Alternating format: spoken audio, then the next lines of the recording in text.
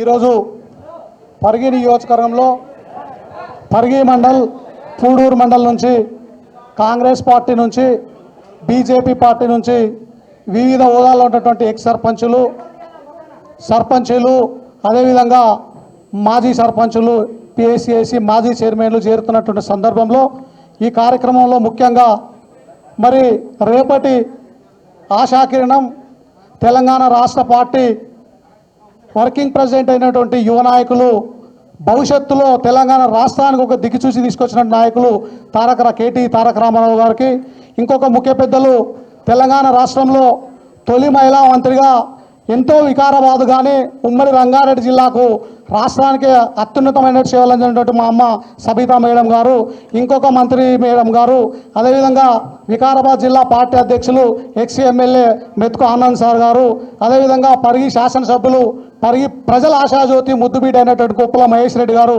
ఇంకొక మాజీ శాసనసభ్యులు కోడంగల్ శాసనసభ్యులు పెద్దలు నరేందర్ రెడ్డి గారు, అదేవిధంగా ఈ వేదిక మీద ఉన్నటువంటి ఇంకా అతిరత మహారథులు రాష్ట్ర స్థాయి నాయకులు, జిల్లా స్థాయి నాయకులు, మండల స్థాయి నాయకులు, పత్రికా మిత్రులకు, కుటుంబ సభ్యులందరూ కూడా వందనం శుభాభినందనం తెలియజేసుకుంటూ మరి ఈరోజు ముఖ్యంగా చాలా సంతోషంగా ఉంది. ఎందుకంటే ఏ రోజు కూడా 10 సంవత్సరాలు అధికారంలో ఉంటే ఇక్కడ మాట్లాడే అవకాశం రాలే. ఈరోజు నిజంగా మహేష్ రెడ్డి గారి ఆధ్వర్యంలో మా కేటీ తారక రామారావు గారు అవకాశం ఇచ్చినందుకు అందరూ కూడా ధన్యవాదాలు సార్.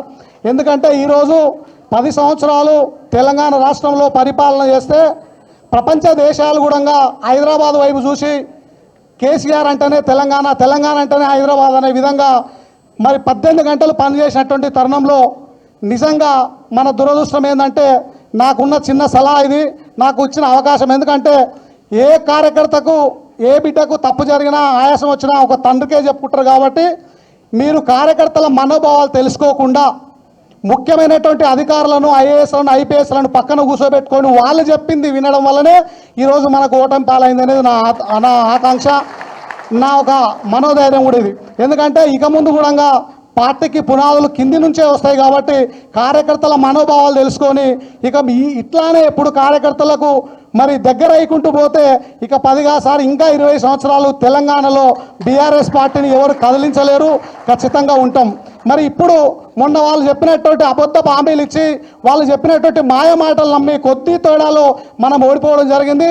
ఓడిపోయిన తర్వాత ఈరోజు ఏ మూలన పోయినా ఆదిలాబాద్ కానీ రంగారెడ్డి నిజామాబాద్ ఎక్కడ పోయినా ఏ అవ్వను కలిసినా మరి 20 నెలల్లో ఏమైంది, ఏం జరిగిందంటే మేము పొరపాటున తప్పు చేసుకున్నాము.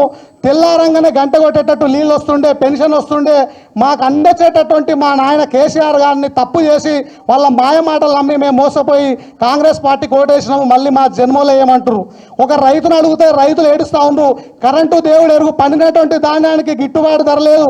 రోడ్ల మీద ఉన్నాం, మందు సంచులకు పోతే చెప్పులు మళ్ళీ లైన్లో పెట్టిలో పడుతున్నాం. ఎందుకంటే ఇందిరమ్మ రాజ్యం అంటే చెప్పులు లైన్లో ఉండేటటువంటి రాజ్యం తెచ్చిర్రు. మేము తప్పు చేసుకున్నామని ముఖ్యంపలు వేసుకుంటా ఉన్నారు. ఎందుకంటే యువకులను అడిగితే మరి నిజంగా కాంగ్రెస్ రావాలి, ఉద్యోగం వస్తుందనే ఉద్దేశంతో వాళ్ళందరూ ఓట్లు వేసారు. ఈరోజు ఎవరిని అడిగినా కూడా ఉద్యోగం సంగతి దేవుడు ఎరుగు. మరి కాంగ్రెస్ ప్రభుత్వం 20 నెలల్లో ఏం చేసిందంటే అక్రమ సంపాదన, అక్రమ కేసులు, దోపిడీలు, దొంగతనాలు, మానభంగాలు ఏ స్టూడెంట్ని అడిగినా, ఏ రైతుని అడిగినా, ఎవరిని అడిగినా కంకణం కట్టుకొని ఉన్నారు. కాబట్టి రానున్న రోజులలో ఇప్పుడు నిజంగా మరి అధికారంలో ఉన్నటువంటి పార్టీని వదిలేసి ఈరోజు ప్రతిపక్షంలో ఉన్నటువంటి బీఆర్ఎస్ పార్టీలో చేరడానికి ఒకటే కారణం సార్, మేము తప్పులు చేసినాము, మేము మోసపోయినాము, మేము అవతల పార్టీలో కూడా ఎందుకు పోయినామంటే నువ్వు ఎట్లా దంద చేస్తావో చూస్తా, నువ్వు ఎట్లా మిషన్ నడుపుతావో చూస్తా, నీ జేసీబీ ఎట్లా నడుపుతావు చూస్తా అని అక్రమంగా భయపెట్టించి కేసులు పెట్టించి మమ్మల్ని అందరినీ బలవంతంగా కండువాలు వేసిర్రు. అవతలికి పోయిన తర్వాత మేము ఏదన్నా సాధించినాము అంటే ఏం లేదు. మనసు చంపుకొని ఎన్ని కేసులైనా సరే ప్రజల నుంచి ప్రజల పక్షాన కొట్లాడేటటువంటి కేసీఆర్ గారి ఆధ్వర్యంలో, మహేష్ రెడ్డి ఆధ్వర్యంలో మేము పార్టీలో పనిచేస్తామని మనసు చంపుకొని తెంపుకొని ఈరోజు కూడా మా మండల్లో ఇంకొక ఎక్స్ సర్పంచ్ ఎంపీపీ వచ్చేది ఉండే. మరి వాళ్ళందరినీ రాత్రికి రాత్రి 10 గంటలకు మనసులో పెట్టి తీసుకుపోయి దాపెట్టే దౌర్భాగ్య పరిస్థితి ఈరోజు కాంగ్రెస్ పార్టీకి వచ్చింది. ఎందుకంటే మొన్నటికి మొన్న కొడంగల్లో సీఎం గారి కాన్స్టిట్యున్సీలో మరి కార్యకర్తలందరూ కూడా మన అన్నగారి సమక్షంలో కలిస్తే గిలగిలా కొట్టుకుంటారు. ఈరోజు పక్కనే ఉండేటువంటి పరిగిలో కూడా కలిస్తే సీఎం సొంత జిల్లాలో పోతే నువ్వు అక్కడ ఏం చేస్తున్నావు నాయన, నీతనే లేదని ఎక్కడ ముఖం పెట్టుకోవాలనే ఉద్దేశంతో ఈరోజు అందరూ దోపిడీలకు, దొంగతనాలకు పాల్పడుతున్నారు. సార్ మీరు ఒక్కటే మా మనోధైర్యము, మా ఆకాంక్ష, మా ఆశలన్నీ మీరే సార్. రేపు 100% రానున్న 3 సంవత్సరాల్లో మనం అధికారంలోకి వస్తాం.